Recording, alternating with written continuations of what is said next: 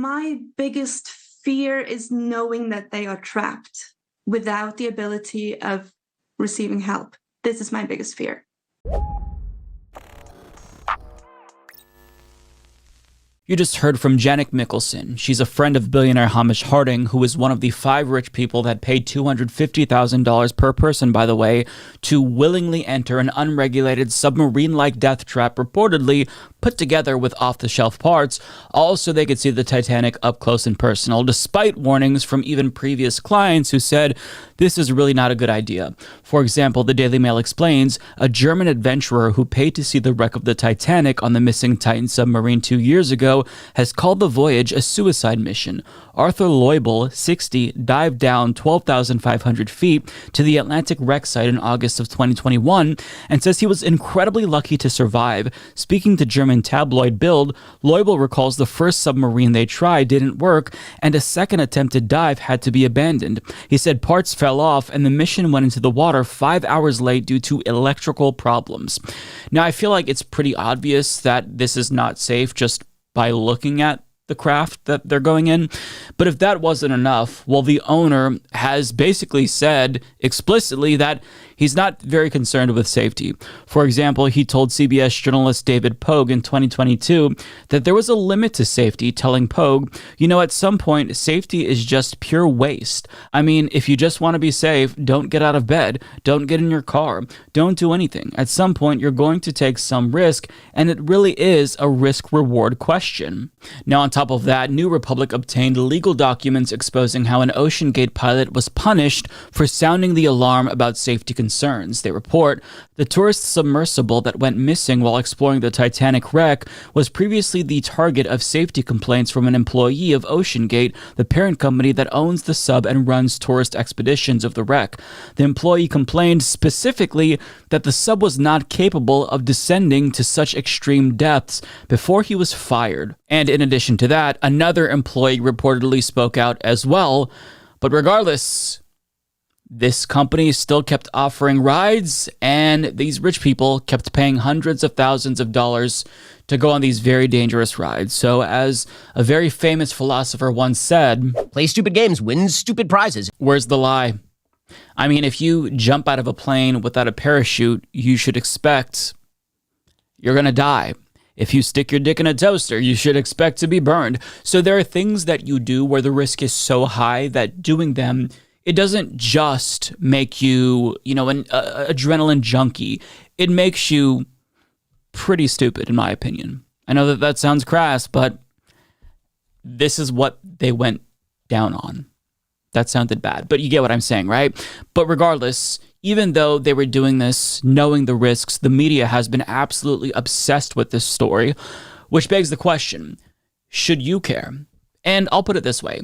The son of the billionaire himself doesn't even seem to care. As Mediaite reports, according to the New York Post, Saz posted on Monday via Facebook in a since-deleted status update that while the search was underway, he had decided to still attend the Blink-182 concert for which he had previously purchased tickets. Quote, "It might be distasteful being here, but my family would want me to be at the Blink-182 show, as it's my favorite band and music helps me in difficult times," Saz wrote, accompanied with a picture of him posing in front of the merch table. Yeah, so it seems like he doesn't really care, and while he was at the concert, I'm sure that this line in particular went really hard. Where are you? No, not gonna say anything else.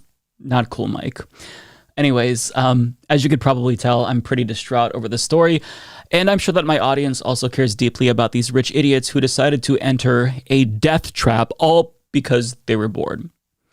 I mean, there's a lot of things that you can do with that money, but they chose to enter an underwater coffin just to see the Titanic. It just really, some people have too much time on their hands. Now, the billionaire Hamish Harding in question, he kind of is seemingly an adrenaline junkie. He's gone into space. He does these kinds of things. So, even his friend said he knows the risk here, right? So that's why I'm not necessarily too distraught because, again, this comes back to the Ben Shapiro quote, play stupid games, win stupid prizes.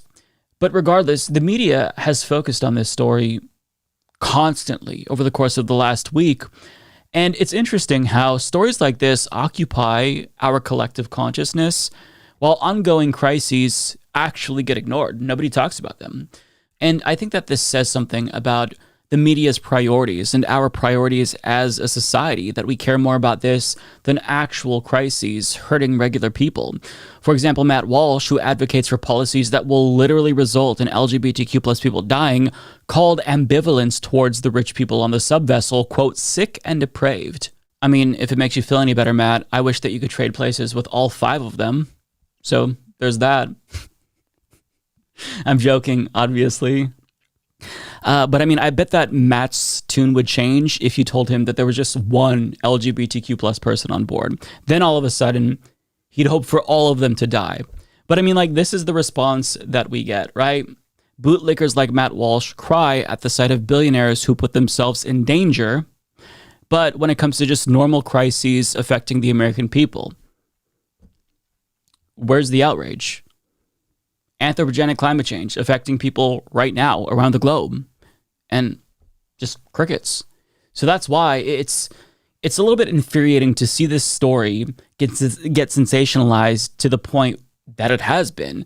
But I mean, I understand just from a human standpoint why normal people find this story captivating, right? Because this really is one of those worst nightmare situations, and it's easy to sympathize with someone in that predicament because you can imagine how terrified you'd be if you were in their position. But the thing about this is you're never going to be in that position. First of all, you're not stupid enough to do that. Well, some of the YouTube commenters might be stupid enough, but most of you watching this aren't stupid enough to do that. And second of all, even if you wanted to do that, you're not rich enough to put yourself in that predicament. But there's other terrifying realities that Americans are facing currently that you should care about more because you yourself could be in the same predicament. As Jessica Burbank put it, "Hi, why are we stressed about rich people lost on a joyride in a goddamn submarine? Over 45,000 Americans die annually because they don't have health insurance, so how about we shut the fuck up about the submarine?" And she's absolutely correct about that. A pre-pandemic analysis published in The Lancet found that Medicare for All would save 68,000 American lives every single year, and researchers say that that estimate is actually conservative since they didn't account for underinsured people. But since the pandemic, that number has probably increased. And it's reasonable to assume that that is indeed the case because, as Jake Johnson of Common Dreams points out, state figures obtained by the Associated Press show that at least 1.5 million people in roughly 24 states have been removed from Medicaid since April, when state governments were given a green light by Congress and the Biden administration to resume eligibility checks that were halted during the coronavirus pandemic. Eligibility checks come with paperwork and other requirements that are often confusing and difficult to navigate. The process is made even more difficult by the failure of some states to sufficiently inform Medicaid enrollees about the resumption of eligibility checks and the steps they must follow to keep their coverage. And as a result of this, so many people are being unnecessarily harmed right now. This is affecting working class Americans. Where's the outrage for that? Take Florida, for example. 250,000 Floridians have been kicked off Medicaid since March, and in about half of those cases, Common Dreams reports that those people were eligible, but they were removed for procedural reasons. See, this wouldn't be an issue if we had Medicare for All, because healthcare would be free at the point of service, and we wouldn't need to provide proof of insurance or pay up front. We just go to the doctor and get the care that we require. But because we live in this late-stage capitalist hellscape, that isn't the reality.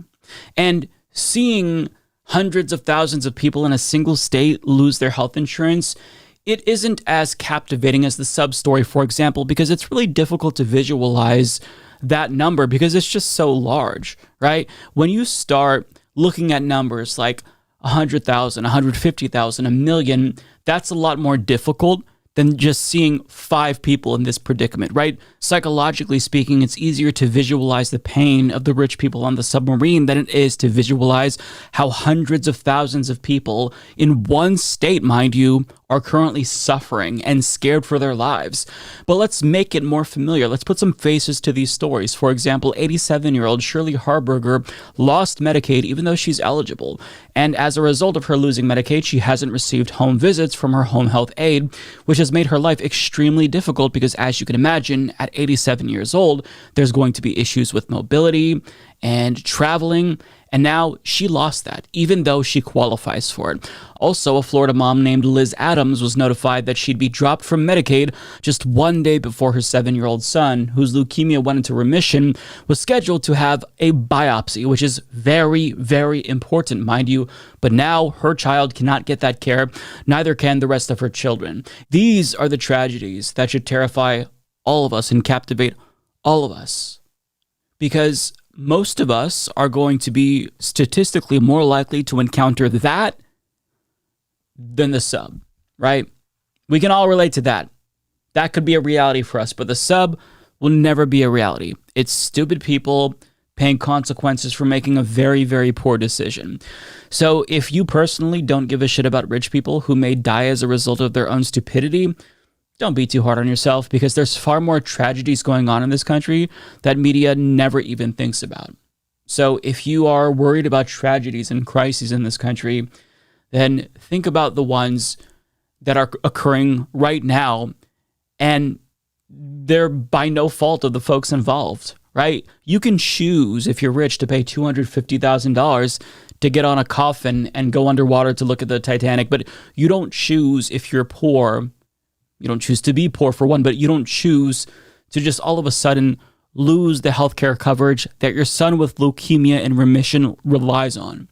So that is something that I wish the media would sensationalize more, because that's actually necessary. It's something that Americans should be concerned about because it affects them. Play stupid games, win stupid prizes. Play stupid games, win stupid prizes. Play stupid games, win stupid prizes. Play stupid games. F around and find out. Play stupid games, win stupid prizes. Play stupid games, win stupid prizes. Play stupid games, win stupid prizes. Play stupid game. Pride. Trans rights are human rights. It is necessary to push trans on the kids. Pride.